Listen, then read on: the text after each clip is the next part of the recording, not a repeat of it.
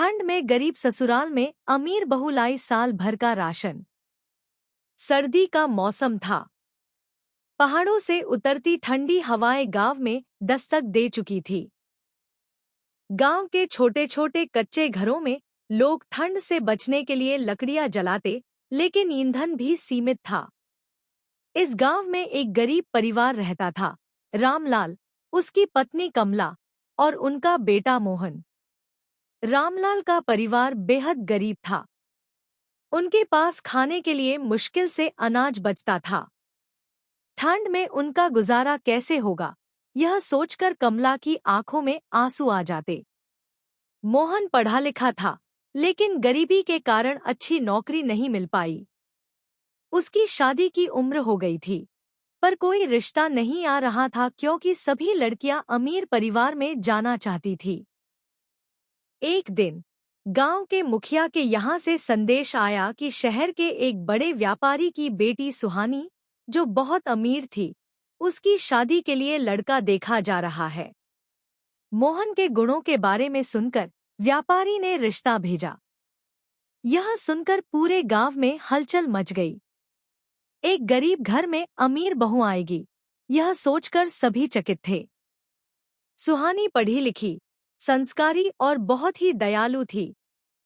उसने फैसला किया कि वह धन दौलत की परवाह किए बिना मोहन से शादी करेगी क्योंकि उसे सादगी और अच्छे संस्कार पसंद थे। परिवार ने शादी के लिए हाँ कर दी और कुछ ही दिनों में धूमधाम से मोहन और सुहानी की शादी हो गई। सुहानी जब ससुराल आई तो उसने देखा कि घर बहुत ही साधारण था। चारों ओर गरीबी की छाया थी। घर के कोने कोने में पुरानी चीजें रखी थी और ठंड से बचने के लिए बस कुछ ही पुराने कंबल थे। लेकिन सबसे बड़ी समस्या थी खाने पीने की। सुहानी ने महसूस किया कि उसके ससुराल में साल भर का राशन भी नहीं था। यह देखकर उसका दिल पसीज गया। वह सोचने लगी कि कैसे वह अपने परिवार को इस कठिन परिस्थिति से बाहर निकाले। सुहानी अपने मायके से बहुत बड़ा दहेज लेकर आई थी, लेकिन वह सादगी और आत्मनिर्भरता में विश्वास करती थी। उसने अपने गहने और पैसों का इस्तेमाल फालतू चीजों में न करके अपने ससुराल के लिए एक बड़ी योजना बनाई।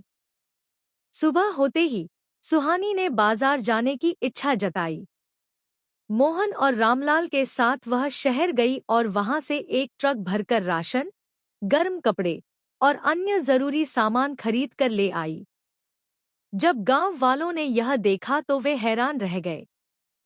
कोई नहीं सोच सकता था कि कोई बहू इस तरह से अपने ससुराल के लिए इतनी बड़ी मदद करेगी। सुहानी केवल एक साल का राशन ही नहीं लाई थी, बल्कि उसने एक और महत्वपूर्ण निर्णय लिया।